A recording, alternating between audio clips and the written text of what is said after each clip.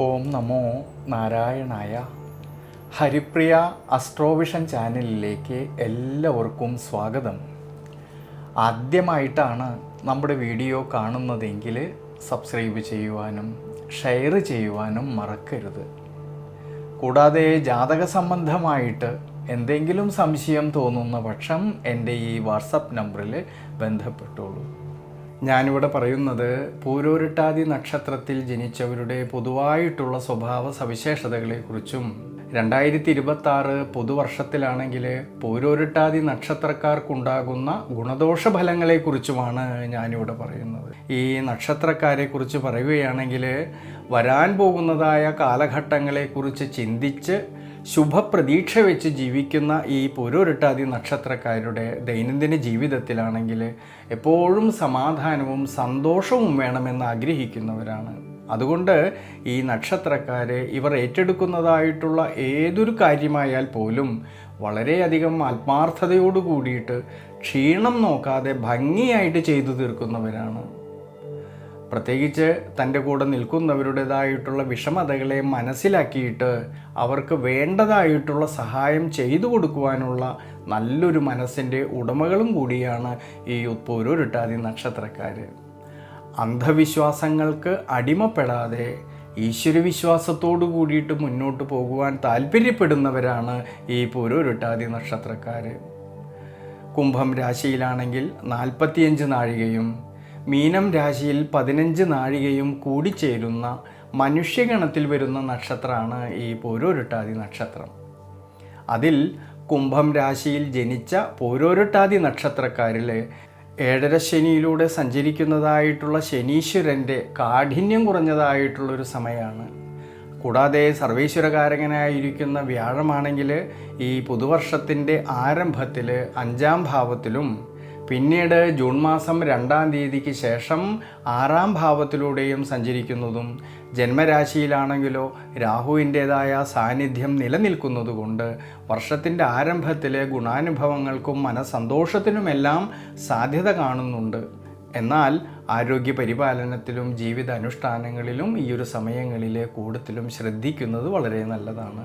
കുടുംബത്തിലാണെങ്കിലും കുടുംബ ബന്ധങ്ങളിലാണെങ്കിലും സന്തോഷവും അഭിവൃദ്ധിയും കാണുന്നുണ്ടെങ്കിലും അഭിപ്രായ ഭിന്നത വരാതെ മാനസികമായിട്ടുള്ള സമ്മർദ്ദങ്ങൾ വരാതെ ശ്രദ്ധിക്കേണ്ടുന്നതായിട്ടുള്ളൊരു സമയമാണ്. ഇനി തൊഴിൽപരമായിട്ട് നോക്കുമ്പോഴാണെങ്കിൽ ഉയർച്ചയ്ക്കും അഭിവൃദ്ധിക്കും മനസ്സന്തോഷത്തിനും എല്ലാം തന്നെ സാധ്യത കാണുന്നുണ്ടെങ്കിലും തൻ്റെ കൂടെ നിൽക്കുന്ന സഹായികളുമായിട്ടോ അധികാരികളുമായിട്ടോ അഭിപ്രായ ഭിന്നതകളോ തർക്കങ്ങളോ വരാതെ ശ്രദ്ധിക്കണം. സാമ്പത്തികപരമായിട്ടാണെങ്കിൽ ധാരാളമായിട്ടുള്ള നേട്ടങ്ങൾക്ക് സാധ്യത കാണുന്നുണ്ടെങ്കിലും അധ്വാനിച്ചതിൻ്റേതായിട്ടുള്ള നേട്ടങ്ങൾ കിട്ടുന്നതായിട്ടുള്ളൊരു സമയമാണെങ്കിലും ജൂൺ മാസം 2-ാം തീയതിക്ക് ശേഷം സാമ്പത്തിക സ്ഥിതിയിൽ ചാഞ്ചാട്ടം വരാതെ ശ്രദ്ധിക്കണം. അതുകൊണ്ട് ധനപരമായിട്ടുള്ളതായ കൊടുക്കൽ വാങ്ങലുകളിൽ കൂടുതലും ശ്രദ്ധ വേണ്ടുന്നതായിട്ടുള്ളൊരു സമയമാണ്. ചിലവ് വർധനവിന് സാധ്യത കാണുന്നതുകൊണ്ട് സാമ്പത്തിക സ്ഥിതിയിൽ ഈ ഒരു സമയത്ത് ചാഞ്ചാട്ടം വരാതെ ശ്രദ്ധിക്കണം. വിദ്യാർത്ഥികൾക്കാണെങ്കിൽ കഠിനാധ്വാനം ചെയ്തു പഠിക്കുന്ന കാര്യങ്ങളിലേക്ക് കൂടുതലും ശ്രദ്ധ കൊടുക്കുന്ന പക്ഷം വിജയ സാധ്യത കാണുന്നുണ്ട് ഈ ഒരു വർഷത്തിൽ.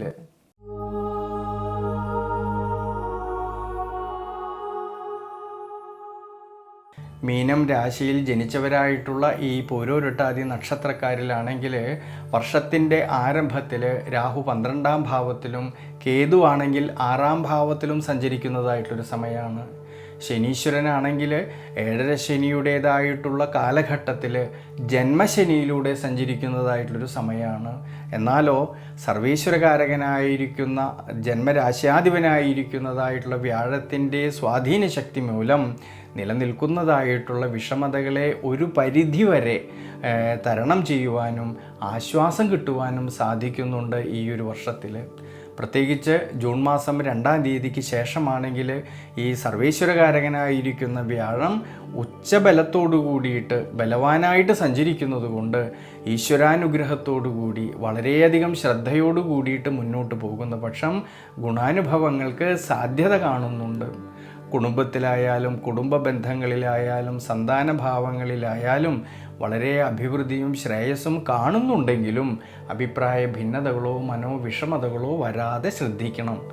ആരോഗ്യം പൊതുവെ തൃപ്തികരമായിട്ട് കാണുന്ന ഒരു സമയമാണെങ്കിലും ആരോഗ്യ പരിപാലനത്തിലെ ജീവിതാനുഷ്ഠാനങ്ങളിൽ കുറച്ചൊക്കെ ശ്രദ്ധിക്കണം.